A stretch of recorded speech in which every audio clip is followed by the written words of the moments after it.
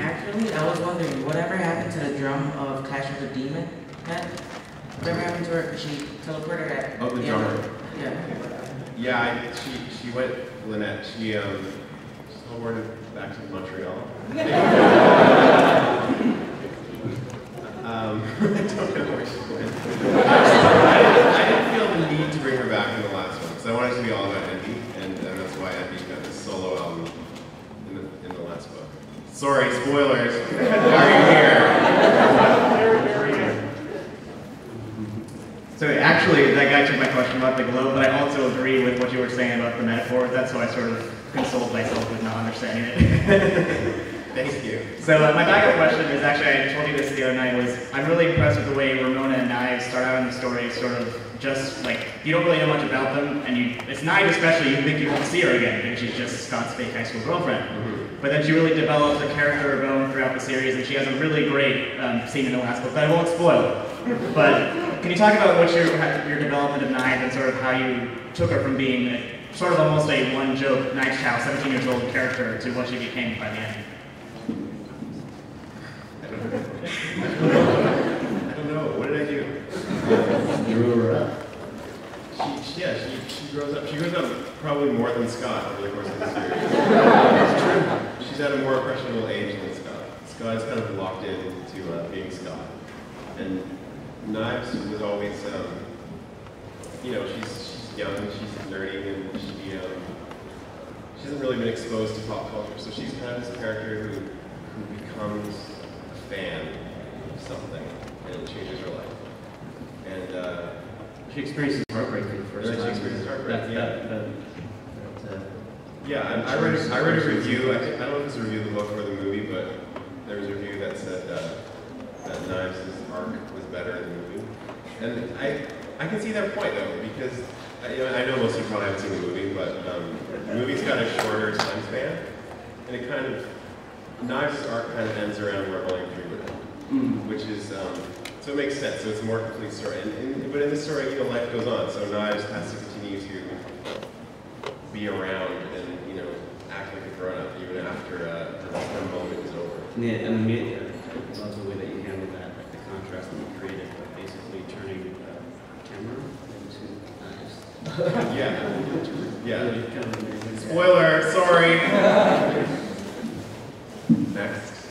I was wondering about Ramona and Gideon a little bit, because it seems like before Scott, they had kind of a pretty, I guess, important relationship. But from what we saw in Volume 6, I kind of felt like Gideon was a little bit of a creeper. So was there something in him that she saw that like made them have that much important relationship? Again, I didn't put as much of the kind of backstory in Volume 6 as I maybe originally planned. And I felt like it was better that way, just to vaguely allude to it, rather than showing you the entire story. Partly because it would be really hard to write. I really tried hard to write. Damn it! And then there's one point in the book where she says, Gideon used to be nice. And there's this whole thread of that throughout the whole series, of people growing and changing and, maybe turning into assholes.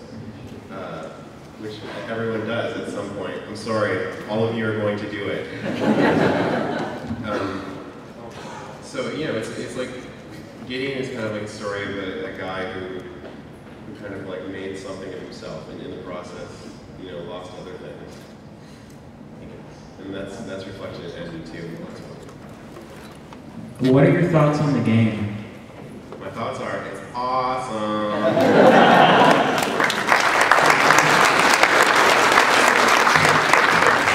It is. I got to play it this morning, finally, the current thing out there. So I played it last month at E3, and it was awesome. And then they keep adding more stuff. It's amazing. I was playing through the game, and I saw Lisa standing in the background, and I started trying to punch her, and she was all this stuff like that. There's all these little Easter eggs and stuff. So it's like the guys who make the game are huge fans of the book, and I think I really, really appreciate all that stuff. And I think it's going to be a blast. It's going to be out for PS3 first, and then it's going to be out for Xbox on August 25th, and I don't know about other systems. Hopefully it'll do well and get ported everywhere. Bryan wrote the game. Oh yeah, I wrote the game. So it's not we approved. You agree? It's true. So by the end of Volume 1, I understood that Scott was in love with Ramona because she showed up in his subspace, and that did resonate with me very well. By the end of Volume 3, I understood that she was kicking some ass for him too, so I was kind of on her side. By the end of Volume 4, I kind of hated her and thought she was an evil bitch, and didn't really feel like she was worth all the trouble he was going through. Volume 6, you kind of see that he was a little bit broken and messed up too, and that maybe like they're kind of both hot messes and trying to reach each other and be better people together. And then with that, can you either give me more reason to think that he was kind of a douche and needs to make up for it, or make her a better person so that I can kind of understand more why they're worth this to each other? Yeah, that is one thing I regret a little bit, is that I didn't show more of them just kind of being together and like kind of having a really good relationship. You know, I glossed over that a bit because I was trying to get to fighting and crazy stuff. So yeah, in Volume 4 and 5 especially, Volume 5 I would probably like have added a whole other chapter just of like nice things. You know, I feel like Volume 5 is a bit of a downer. People have said that to me. Although I won the Eisner Award for the most comedy book or something. Woo!